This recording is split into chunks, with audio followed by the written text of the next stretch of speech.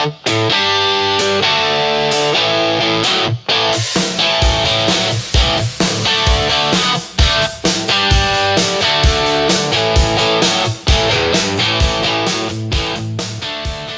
wonderful listeners, welcome back to another episode 194 of the Languages Pedagogy Podcast. Today, we're going to talk about why good teachers burn out and great ones walk away. So, let's begin with this idea. There's a quiet truth in education that we don't talk about enough. Not in conferences or in policy meetings, not even in teacher training programs. And the truth is this.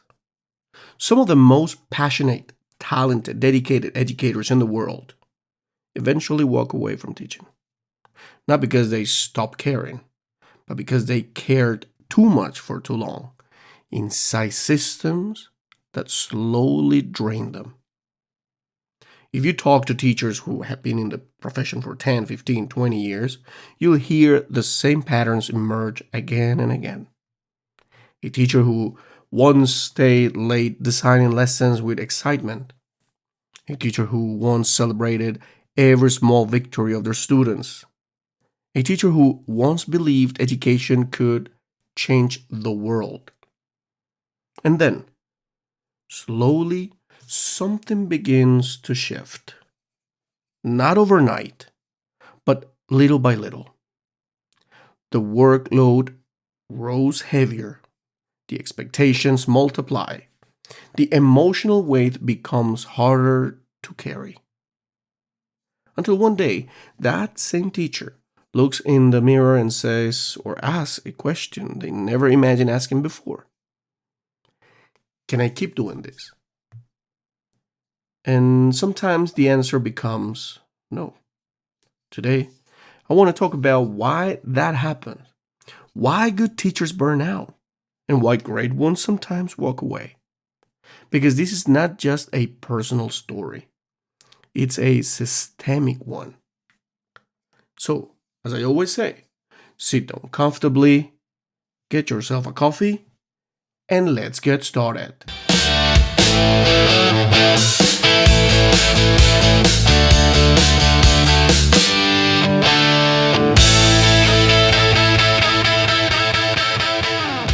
One of the first things people outside education often misunderstand is the true nature of teaching. Many people imagine that teaching is mostly about delivering content, standing in front of a classroom, explaining grammar, vocabulary, helping students solve problems, and yes, those things are part of it. But teaching is not just intellectual work. It is emotional labor. And emotional labor is one of the most exhausting forms of work a human being can do. For sure, you're going to back me up on this one. Teachers carry the emotional climate of the classroom every day. They manage anxiety, insecurity, frustration, curiosity. What else? Excitement, let's say conflict, motivation, and sometimes even trauma. And they do it for dozens, sometimes hundreds of students. Every single day. Now, imagine walking into a classroom where some students are excited to learn, some are distracted, some are struggling at home, and some are dealing with anxiety, and others are simply trying to survive the day. The teacher becomes not only an educator, but a mediator, motivator, counselor, performer, coach, problem solver, all at the same time. And the emotional cost of that work accumulates. Quietly sometimes, slowly, you cannot even perceive that. But relentlessly. Another reason burnout happens is something researchers call compassion fatigue. Teachers care deeply about their students. That care is what makes them good teachers. But compassion, when constantly demanded without enough recovery, becomes exhausting. And a teacher sees a struggling student. They stay after class to help. They create extra materials, they send messages to parents. They worry about that students at night. Multiply that by 10 students or 20. Or, in one of those cases, let's say 50, right? It's crazy. And suddenly the teacher's mind never really leaves the classroom. Even when they go home, when they try to rest, the classroom travels with them. There's also the invisible pressure of expectations. Society often tells teachers that they must be everything. Teacher must inspire students, solve educational gaps, raise test scores, support emotional well-being, innovate constantly, integrate technology, adapt to every learning style. Well, that sounds like we're superheroes, right? And teachers are expected to do all of this often with limited resources. Yes. Don't you agree with this one? Or is it your school? Your school is super good that gives you all the resources that you need. Let me know in the comments if you're that lucky. And I love this one. Limit time. Hmm? They put pressure on everything. It has to be like for now. Limit support. And sometimes limit respect. And that's the fact. I mean, all of this combined, it's already disrespectful. I think that's what it is. So then it creates a paradox there. Teachers are told that education is one of the most important professions in society, yet the systems surrounding the teachers often fail to reflect that belief. Okay, let's just see how it's reflected, at least in the salary, right? This gap between the importance of teaching and the conditions of teaching is one of the main drivers of burnout. We all know. I was actually talking in one of my previous episodes as well with Jose Torres. I was actually talking, having a really good conversation with him. He's an advocate, really good teacher, wonderful. I encourage you to go back a little bit on the previous episodes. I actually had a great talk, and he has a lot to teach us. So it's a good time for you all to listen to that episode specifically. Capture life precious moments in stunning details with our professional cameras. Unleash your creativity and preserve memories like never before. Visit us now at frameflowcn.com.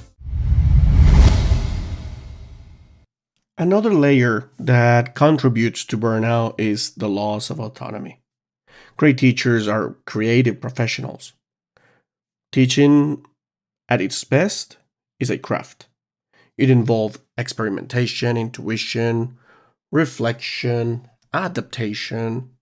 But in many educational systems, teachers feel increasingly controlled by rigid frameworks, standardized testing, administrative requirements, curriculum constraints, data reporting, paperwork, office work, forms, metrics, evaluation systems. Slowly, the space for creativity begins to shrink. And when teachers feel that, they can no longer teach in ways that align with their values. Motivation begins to erode. Because teaching is not just a job. For many educators, it is part of their identity. And when that identity is constantly constrained, something inside the teacher begins to break. But here's something interesting. Burnout does not usually happen because teachers are lazy or because they lack dedication. In fact, research shows something almost paradoxical. The teachers most likely to burn out are often the most passionate ones, the ones who invest the most emotionally, the ones who take their work personally, the ones who care deeply about doing a good job. Those teachers give everything, and sometimes they give so much that they leave nothing for themselves. Eventually, exhaustion arrives. And when exhaustion meets disillusionment, the profession begins to lose its brightest educators. Now, when great teachers walk away, it's rarely a dramatic decision. It is usually the result of many small moments accumulated over years. A late night grading papers, a weekend preparing lessons, a difficult conversation with a parent. That one is also a really hard one. Talking to parents, especially the ones who believe are a lot better educators than an educator, right? A new administrative demand. That's another one. Here goes the principals, the administrative. Oh no. Student who needed help but couldn't get enough attention. A system that feels more bureaucratic than educational, which is true. One moment alone might not matter, but thousands of moments eventually reshape a person's relationship with their work. And one day, the teacher realizes something difficult. The job that once energized them now drains them. But there is another dimension to this conversation that is rarely discussed as well. Sometimes great teachers leave not because they failed, but because they evolved. Teaching can develop extraordinary skills: communication, leadership, empathy, critical thinking, creativity, problem solving. These skills are valuable in many fields. And again, this is something that I actually learned with Mike Lehman. Again, I really suggest you to go a little bit to the previous episodes, season 4. You will hear Mike Lehman talking about this. So, some educators eventually discover that their abilities can flourish in other environments: education, technology, curriculum design, training, coaching, consulting, entrepreneurship. Sometimes leaving the classroom is not an escape, it is a transformation. But every time a great teacher leaves, education loses experience, wisdom, and human connection that cannot easily be replaced. So the question becomes, what can we do about it? $1 million question. What about if we just acknowledge teacher well-being as a central issue in education? How does it sound? It has to be a primarily motive, issue, to keep it, to highlight it. That's the first point: teachers. Teachers cannot sustain learning environments if they themselves are constantly overwhelmed. Schools must create cultures where collaboration and support exist. Teaching should never feel like a lonely profession.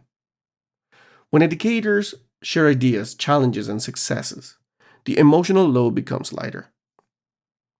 Another one: teachers themselves must learn something that many of us struggle with: boundaries. Yes. Teachers are often generous by nature, but generosity without boundaries leads to exhaustion. It is okay to care deeply about students, but teachers must also protect their own energy, because a burnout teacher cannot help anyone. And that's a fact. So there is also something powerful about rediscovering purpose. Sometimes burnout comes not from teaching itself, but from losing connection with why we started teaching in the first place. Every educator has a moment when they first felt the magic of learning. A moment when a student understood something for the first time, or when a conversation changed someone's perspective. Those moments are small, but they're profound. And remembering them can sometimes help teachers reconnect with the meaning behind the work. Now, let me say something very clearly here. If a teacher chooses to leave the profession, that decision does not mean they failed, or that does not mean you failed. Sometimes living is an act of self preservation. Sometimes living is an act of courage.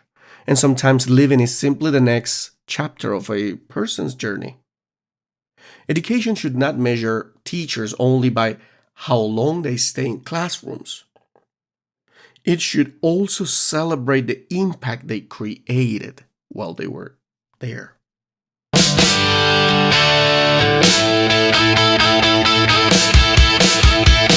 Teaching is one of the most human professions in the world. Imperfect, emotionally intense, often underappreciated. Well, not often, I'll say almost always. Well, anyway, but it's also moments of extraordinary beauty. Student who suddenly becomes confident in a language, a learner who discovers curiosity, a conversation that changes someone's path in life. And these moments are the invisible rewards of teaching. And for many educators, these moments make the struggle worthwhile. But if we truly care about the future of education, we must start asking a difficult question. How can we build a system where passionate teachers do not have to burn out in order to care? Because the future of education does not depend only on curriculum, technology, or policy. It depends on the well-being of the people standing in front of the classroom. Teachers, the quiet architects of human potential.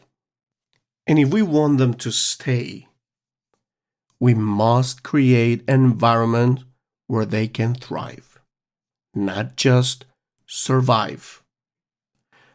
Until next time, keep teaching with heart.